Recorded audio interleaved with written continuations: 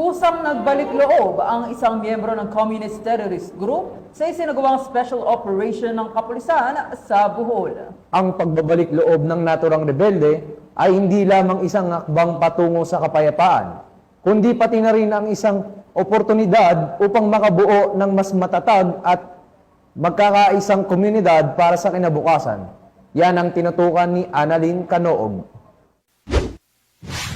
Voluntaryo sumuko ang isang senior citizen na miyembro ng Communist Terrorist Group sa Bohol PNP sa isinagawang special operation ng kapulisan sa Purok 7, Barangay Campatod, Loon, Bohol. Kinilala ni Police Lieutenant Kyle Espinido Villanueva, officer in charge ng 702nd Maneuver Company, Regional Mobile Force Battalion na sumuko na full-time na CTG member na si alias Dudong, 64 anyos, residente na nabanggit na lugar at miyembro ng hugpong mag-uumang Bulanon, kilusang magbubukid ng Pilipinas. Samantala, na-recover mula sa sumuko ang isang unit ng caliber .38 revolver. Kasalukuyang pinabalik sa kanilang tahanan ang nasabing individual habang pinaproseso ang dokumentasyon at pagbibigay ng tulong mula sa Enhanced Comprehensive Local Integration Program o kauban sa reforma program ng gobyerno. Ang kanyang pagbabalik loob sa pamahalaan ay resulta ng patuloy na pakikipagnegosasyon ng 702nd Maneuver Company, F2HQ, TSCOY RMFB7, Loon Municipal Police Station, Field Station Central, 301st Special Mission Group at 301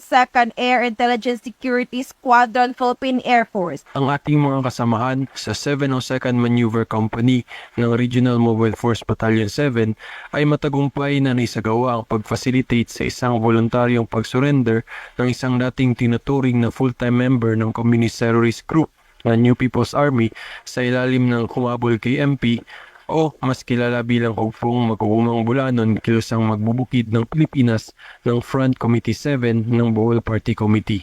Ang nasabing surrendery ay isa sa ilalim sa programa ng gobyerno gaya ng Enhanced Comprehensive Local Integration Program or ECLIP o itong sa sinasabing kauban sa reforma program na isang localized version nitong ECLIP sa ilalim ng Executive Order No. 27 Series of 2023 na nilagdaan ng pamahalaang panlalawigan ng Bohol upang matutukan ng seguridad pati ng mga pangangailangan ng mga surrendery gaya ng mga proyektong pangkabuhayan at mga tulong mula sa ating pamahalaan. Bukod pa dito, patuloy ang ginagawang pagsisikap ng 702nd Maneuver Company nang mapanatiling ligtas at payapa ang ating mga komunidad sa pamamagitan ng pagmulat sa bawat mamamayan patungkol sa panganib na dala at banta ng terorismo at upang tuluyan ng wakasan at tuldukan ang impluwensya ng mga armadong grupo sa buong rehiyon sa pamamagitan ng pagsasagawa ng intelligence-driven operations at ipagtulungan sa bawat komunidad.